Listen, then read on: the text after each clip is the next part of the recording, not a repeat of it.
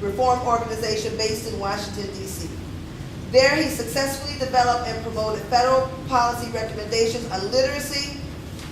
Trust me, we need you on that one. We have whole schools, black males, Latino, no, we'll talk about that. Teacher quality and high school reform issues. Ayer's got to start in education policy, working for the Family Resource Center. Oh, we love our family resources. Do we love our FRCs? Yes, we do. A small nonprofit serving rural North Carolina children and their families. There he saw firsthand the power and promise that education holds for students when they have access and ambition. So at this time, Jeremy Ayers. I want to commend what you're doing. I live and work in Washington, D.C., where we have a whole alphabet soup of organizations that work on education issues, and most of them represent the interests of adults, represent the interests of children, and the end users of our education system, our parents and our kids. So thank you for what you're doing and what all of you are doing individually as well as part of this group. It is important. I think we've all established that by now, so I don't need to say more about that. Let me tell you two stories to frame what I'm talking about, if that's okay, but it helps sometimes to hear where folks are coming from. So the first, two different experiences I've had with parent and family engagement. The first was, she said, in rural North Carolina, I decided in grad school to do something different than my peers, and I worked at the Family Resource Center. The bulk of our families were Latino families and African American. A lot of them are Latino families who were immigrants, but their kids were born in the U.S., so they had a right to be educated. But they could not afford Sylvan Learning Centers or private tutors or summer camp or karate lessons or anything like that, so they came to us. And at the end of that experience, I went to the school to see how we were doing. I don't know why we waited until the end of that period to go talk to them, which is our problem. And the school had no idea what we were doing. And they were fine. There wasn't any reason for that. There just was no two-way communication between those groups. Parents were sacrificing everything they knew for their children, but did not know the system or how to work it. When I taught in Florida, I don't always tell people this, I taught in a private school. I'm a proud Episcopalian, and I was an enrichment teacher in an Episcopal school. It's a great experience. Parents were up there all the time. Rarely about academics, but that's what they were there and they were involved. Equally driven and ambitious for their kids, equally making sacrifices for their children, but they knew the system and they knew how it worked. That was the difference between those two groups of parents. One was about knowledge, but also was infrastructure. The parents in the school where I taught had the knowledge and the tools and the organizations to be involved and to be engaged. The parents that I worked with previously did not, sometimes were intimidated by the system. So I think what you're doing is incredibly important to not only get information out, but to create sort of tools and infrastructure so that parents and families can use the system. As you pointed out, Christine, I'm sorry, we'll get it right. Pointed out about recognizing what are the parent and family engagement options that you have. That's critical. Okay, and I have a little light on your question about the set aside. I think it's also important for you to realize there are some other issues, some other policy issues that you're going to bump up against when we're talking about your students and talking about your schools that will be equally important for you to think about and to realize. First of all, in this country, we have a funding equity problem. There are 38 countries that participate in something called the Organization for Economic Cooperative Development, OECD. 38. There are only 4 countries that give their poor schools less money and their wealthy schools more money. So guess where the U.S. is? We are one of the 4, along with Turkey, Israel, and the other one I can't remember. Instead, though, that actually violates federal law. Federal law says to get federal funds, Title I funds, in a district, your poor school and your wealthy school, they should have roughly comparable resources, comparable funds. So that in this poor school, federal funds are extra on top because they have extra challenges. The problem is, in practice, that's not what happens. Most often what happens is the wealthier schools have extra money and poor schools have less. That actually violates federal Title I problem. And that's actually because there's a loophole in federal law called the comparability loophole. And I can talk more about that, but the reason why I'm pointing it out is it is a national problem that is true. We've done research in California and Florida, but it's true across the country, and those funding practices exist at the state level, not just the federal level. The reason why I'm pointing out to your group is last week I actually am the lobbyist for our team. I was in Senator Blumenthal's office, who's on the education committee, and his staffer, who's great, said we absolutely get the issue, we are committed to equity, but I'm not hearing from people in my state that this is a problem. So sometimes this is not an issue about just having information. It's absolutely what Christina was pointing out. It is mobilizing and being active on the issue. So we have a funding equity problem. Comparability is one way to do it. There are a number of other ways to do it. We've been supporters of student-based funding, student-weighted funding, all those kinds of things we can talk more about. But we've got to get the resources equitably and fairly distributed so that we have extra resources for those schools and kids who need extra support. And I think that parents can be loud and effective advocates on that issue. And I know that Gwen was working and knows more about a bill that did not pass in Connecticut, but I can't speak to that in particular.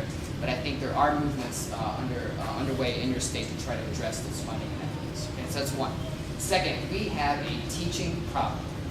So I want to be clear, it's not a teacher problem, but we have a teaching problem. And the way to get at this, I often think, is this. If you think about your own experience with teachers, my sense is you didn't have an entire rose garden full of A+ Apple teachers. You probably had a few lemons in the bunch.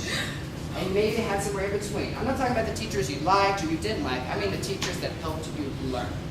The problem in this country is we treat everyone as if they are roses or A+ apples. And we do not recognize that we have some lemons and we have a whole spectrum of quality when it comes to teachers. Because in this country we have treated teachers as if they're sort of widgets. Here I'm drawing from the work of the New Teacher Project, I think you should know, and a particular paper they put out called the Widget Effect, where basically we put teachers into the system, and then the only way they get more money or sort of advance is to stay in the profession. And we sort of treat them as if they're all the same, rather than focusing on their effectiveness with students, looking at student learning gains. So what we've been doing a lot at the center, drawing on work from across the states, is how can we sort of switch the conversation from looking at sort of inputs like degrees or qualifications and look at what kind of results are our teachers getting with our students, and then let's use that information to make the hard decisions. So for example, you've heard about evaluations. I'm absolutely sure the folks at Tom Ken are a good place on this. At the very least, what we should do is have effective evaluations of teachers. Those evaluations should be based on student learning gains, the outcomes that our teachers are getting, but we should measure that in multiple ways so that it's fair to teachers. But once we have that information, let's get that information into their hands so that they can improve. And like Gwen said, if not, then that's how we base our decisions on who's not going to be around anymore, or when we have a reduction in force or layoffs, or if those teachers need to move on to a different profession. At the same time, once we identify who those effective teachers are, let's give them incentives to work in our hard-to-staff schools with our students who have the most challenges and the most struggles, and let's reward them for the work that they're doing. Let's differentiate the field. That is a disruptive change to the way we are doing things, and that is going to require significant buy-in. It's not just having the ideas and the bill out there, it's having buy-in and advocates like yourself saying, I want better teachers for my children. And guess what? When we look at patterns of access across what kind of students have more effective teachers, it is routinely poor kids and kids of color who have the less effective teachers, regardless of how you measure. So what's interesting is your other senator in Connecticut is the leader in the Senate, Joe Lieberman, on the issue of teacher evaluation. He's having a hard time getting anyone on that bill because it's a hard issue. As you can well understand, there are entrenched interests around this issue. And so I think the more that groups like yours can say, no. We want to focus on effective teachers, how we can get them into the schools where they're needed most, and how we can ensure that we're using that to make the big decisions. That's going to be helpful to the cause, not just nationally, but here in Connecticut, whether that's Bill 1160 or anything else. Teaching problem, same for principals. Thirdly, and I'll finish on this, we have an issue with chronically low-performing and underperforming schools. And we know who the schools are. I think Gwen's got a list that, from the federal government perspective, we've been focusing on the sort of bottom 5% of schools. But if you look at those, a lot of them have been underperforming for years. And it's not that there's not good intentions. It's not just that there's not enough money. A lot of times the issue is we've got to change the adults in the building in these schools. They're not getting the results that we want. But at the same time, it's not just them, it's the district and state policies that may be inhibiting them. Because sometimes it's not about collective bargaining at the local level. There are state policies around labor that can prevent the movement of teachers, that create, for example, bargaining about things that are not really related, like the humidity in the classroom or when staff meetings can happen. Some of those things need to be loosened and changed with more flexibility at the school level so that we can turn around these chronically low-performing schools. So yes, we need extra resources for them, but we need policies and practices in place that help us get better adults in the building, both principals and teachers. We're going to have to change the way we do the school day. To think that somehow we can follow the factory and farm schedule of 100 years ago and get our kids up to reading on grade level when they're 2 and 3 grade levels behind is ridiculous. They're going to need extra time on reading and math. And we got to not squeeze out music and art and all those enrichments. We're going to have to lengthen the school day, lengthen the school year. We're going to have to address their non-academic needs. So when our kids come to school hungry and they can't see the chalkboard, I actually was the only teacher in my school that had a chalkboard. So whiteboards or smart boards, if you got those. And we have kids who can't see the board, who can't hear well, who have non-academic needs. We're going to have to address those as well. But an intensive effort. And here's an example I want to give you, and I'll finish with this. In Charlotte Mecklenburg, so North Carolina, 2006, a new superintendent came in and said, we're going to have to change the way we do things in our low-performing schools.